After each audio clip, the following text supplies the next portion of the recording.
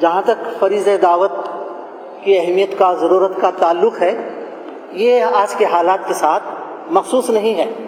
یہ ہر زمانے میں اس کی اہمیت رہی ہے۔ یہ الگ بات ہے کہ ہم نے نماز، روزہ، حج اور زکوٰۃ کو فرائض اسلام سمجھا اور بالکل صحیح سمجھا، اسی طرح سے ہم نے فریضہ دعوت کو ایک فریضہ نہیں سمجھا۔ ہر زمانے میں اس کی طرف کچھ توجہ ادائیگی کی کوششیں ہوتی رہیں، کوئی اس دور خالی نہیں گیا، لیکن پوری امت کو بحیثیت مجموعی اس فریضے کو جس طرح سے انجام دینا چاہیے تھا، اپنے قول سے بھی، اپنے عمل سے بھی، اپنی اجتماعی زندگی سے، اور اس کا نمونہ بننا چاہیے تھا،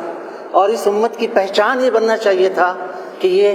خدا پرست اور خدا ترس لوگوں کی ایک امت ہے یا ایک گروہ ہے، انسانی جماعت، اور یہ لوگ اللہ کے دین کے داعی ہیں، اللہ کی زمین کے اندر اسلام کی طرف بلانے والے اور عدل و انصاف، امن و امان قائم کرنے والے، اور ہر ظالم کے خلاف اور ہر مظلوم کے ساتھ ہیں۔ یہ ہماری تصویر نہیں بن سکی ہے۔ تو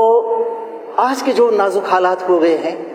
ان نازک حالات میں تو اس فریضے کی اہمیت اور ضرورت پہلے سے زیادہ بڑھ گئی ہے۔ ابھی دیکھیے، پچھلے چند مہینوں سے اس ملک کے مختلف مقامات پر سوشل میڈیا میں جو باتیں آ رہی ہیں، پہلے بھی آتی رہی، ابھی ایک نمونہ میں آپ کے سامنے رکھتا ہوں، آپ سب واقف ہیں، لیکن صرف یاد دہانی کے لیے کہ جب اسلام اور اسلام کی عبادات جو بنیادی عبادات ہیں ان کے سلسلے میں یہ ذہن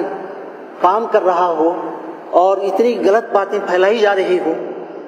بے حد مشتعل کرنے والی چیزیں غیر مسلم بھائیوں کو یعنی برادران وطن کو بتائی جا رہی ہوں، تو اس وقت بھی ہم خاموش بیٹھے ہیں، اپنی نماز پڑھ لیں، انفرادی دینداری تقوی پر قانع ہو جائیں، مطمئن ہو جائیں، تو یہ بہت بڑی خطرے کی علامت ہے۔ تو اس میں ہماری سب سے بڑی غلطی یہی ہے کہ ہم نے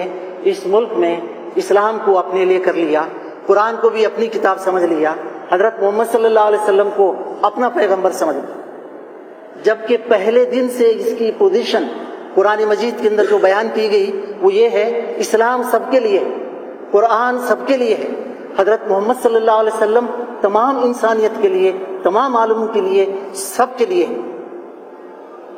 تو یہ پوزیشن جب سامنے آتی ہے تو اس کے تقاضے بھی